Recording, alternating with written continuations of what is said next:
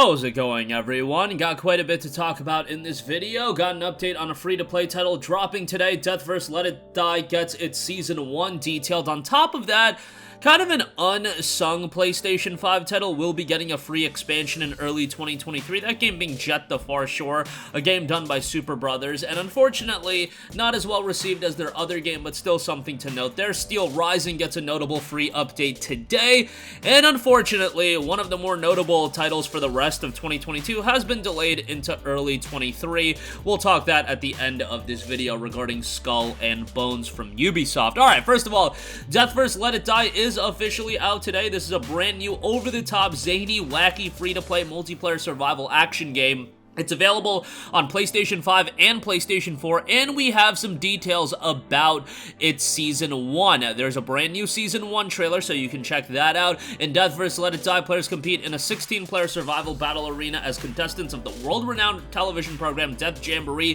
Flanked by your trusty robot companion Wilson, you must fight off, defend against, and outsmart enemies in PvPvE mayhem to be the last contestant standing. There's a variety of wild weapons, and as a part of Season 1, twin knives will be coming out as a part of the season later this year. Breathtaking scenery is noted as well. Matches take place on a variety of stages called units, each with distinct zones. As the clock runs down, contamination increases and the area you fight grows smaller. Oh, that sounds like a gameplay premise a lot of games do these days. Staying in a contaminated zone spells your doom. If you are crafty, you can catch a foe by surprise from the high ground, hide in tall bushes, or stalk your prey from the shadows. Those who take advantage of the terrain are more likely to survive. On top of that, there will be a variety of different hunters. During Season 1, players can look forward to 3 different hunters who will join battles on rotation: Hunter Q, Hunter G, and Hunter M. Each has unique abilities, so learn them quickly to stay alive. Build a better killer, pick up items like mushrooms and sub-skills to modify your abilities and boost your chances for survival. Make it look good, killing in a flashy way, especially using a final judgment, will earn good points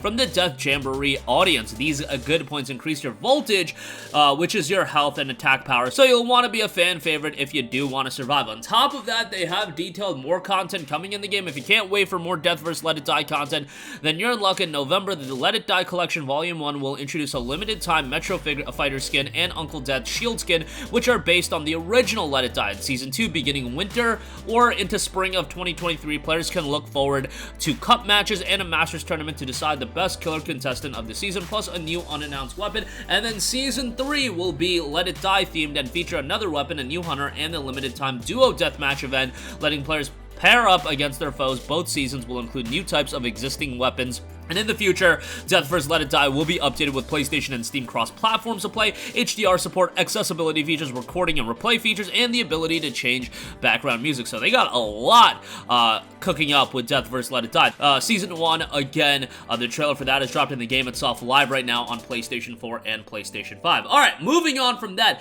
Jett the Far Shore, a game done by Super Brothers, is getting an expansion in early 2023, and it will be a free expansion. Now, it's going to be a continuation upon the first game. The first game didn't receive a, staggeringly positive reception, to say the least, but it was a pretty interesting title. Like, I thought atmospherically and visually it had a really cool style. Unfortunately, it was not received as well as Super Brothers' other title, which I thought from a visual standpoint was just a standout, that being Super Brothers Sword and Sorcery EP. It started off, I believe, as a mobile game, then got ported to PC, then it got ported to Switch. I don't believe it ever saw a PlayStation release, unfortunately, but knowing that they were doing Jett the Far Shore, a lot of people were excited about this game. Unfortunately, it didn't gain a lot of traction in the game. Again, got mediocre reception. However, it is going to be continuing to get updated, and it was noted, we're thrilled to have another Jett campaign to offer. Given time, we'll continue and conclude May's story while progressing and resolving key story threads that were left intentionally dangling at the end of Far Shore. This new campaign is much more free-roaming and player-driven. We're getting more out of our distinct ecosystem puzzling and light survival system this time out, but not worry, we aren't shy about having some cosmic prog rock spectacle in unexpected places. So that is scheduled for a release in early 2023. At this point, the game goes on sale pretty regularly, and yeah, you'll be able to get it on a discount, I'm sure, for like sub $15. Like around there, I think it would be a decent pickup. It's regularly priced at $39.99, which I think is a little hefty, but nonetheless something to keep an eye on. Again, the all-new expansion will be dropping in 2023. Alright, moving on from that, Steelrising was the latest action RPG coming from development studio Spiders. Really cool setting, really cool premise. I know some people found the gameplay to be a bit clunky, but it is getting more content rolling out, and a new update is live right now. A free update, a brand new patch has been deployed on all platforms, and it comes with changes to Steelrising. Not only the introduction of New Game Plus, which is definitely the biggest addition, but a balance pass that overall should see the difficulty of the game shift upwards, and some store adjustments that should reduce reliance on cheese strategies.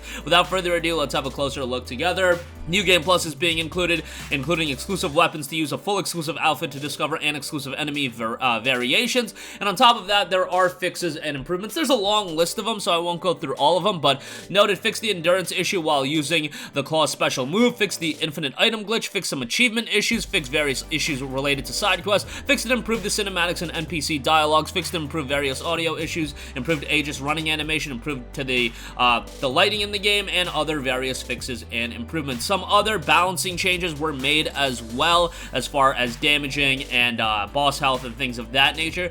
Game saw a relatively positive reception, like $49.99, kind of a steep price point for this, but once it goes on sale, like, Spiders has never been a studio that dropped 9 out of 10, 9.5 out of 10 games, but Steelrising had such an interesting premise that I feel like from that standpoint alone, a lot of people were at least interested in the game. Given how much competition there is in the gaming market right now, if you're playing like a lot of games, you know, this is one that probably can go into the backlog, in terms of not the backlog where you buy the game and throw it in your backlog because it's still $50, but once it goes on sale, buy it and then maybe throw it in the backlog and check it out sometime down the line. Right now, there's just so much coming out that I don't know how many people are going to jump out to play Steelrising, but if you're super into Souls-like titles, again, like, there's people that play every single one that comes out, and Steelrising, at least from a premise standpoint, is rather interesting. Lastly, while it is a stacked, time for game releases to come out, one game that will not be dropping this year, which we had previously thought would be, is the Ubisoft new IP in Skull and Bones. Initially thought to have arrived on November the 8th, it's seeing a pretty big delay, a 4-month delay all the way to March 9th of 2023. Given that the game is less than a month and a half away, seeing a 4-month delay is not, I shouldn't say surprising, because you see this all the time, but a little bit, jarring, to say the least. The full message from Ubisoft notes, "Ahoy there, privateers. Our team is hard at work at polishing and balancing the experience ahead of the worldwide launch. As a result, we've made the tough decision to move our release date to March 9th of 2023. We're very eager for all of you to get your hands on Skull and Bones and dive in headfirst to the dangerous and exciting world of building your own pirate empire. To give you the best possible experience, we've decided to take a little bit more time to make sure we can deliver exactly that. For the most eager of you, we are also very happy to announce that we'll hold an open beta for the game in the near future. We'll share more news on how you can sign up to register soon. So keep your spyglasses trained on our social media for more news and announcements." So a little bit of a bummer with the delay, but it is a $70 game. This is a game that I foresee a lot of people waiting on a sale for. Like, you guys already know the deal with Ubisoft titles. If you follow our channel, their games go on sale very quickly. I think a lot of people are still unsold on the game. So, hey, how about taking as much time as you need to get as good of an experience possible and having an open beta that'll let people try the game out? I think that will build up some anticipation for the game that I feel like Skull and Bones doesn't have a lot of right now. I know that when it was initially announced, there was a lot of, interest in the game, but at this point, it's been so long since the initial announcement, I feel like you do need to reinvigorate interest a little bit, and the best way to do that is dropping a quality title and having an open beta to get people an idea of what it is and how it plays, and then also making sure it's polished come release day. Probably best for everyone involved. Skull and Bones dropping on March 9th. And that is going to do it for me. Again, Deathverse Let It Die, live right now on the PlayStation Store. Season 1 has been detailed. Jett the Far Shore, lower key PlayStation title, getting a free expansion early next year. Steelrising gets an update, adding New Game Plus and some new fixes. And we have Skull and Bones being delayed until March the 9th. That's going to do it for me. Sound off with all of your thoughts in the comment section down below. Thank you for watching, and goodbye. Hey guys, we hope you enjoyed the video, and if you did, make sure to hit the subscribe button, and if you're already subscribed, do us a favor and hit the bell icon. This way you'll be notified whenever we post a new video. That's the best way to keep up with all of our uploads, and we usually try to upload 2 videos a day. And with the bell icon hit, you'll be notified whenever we do upload a video. As always, thanks for watching.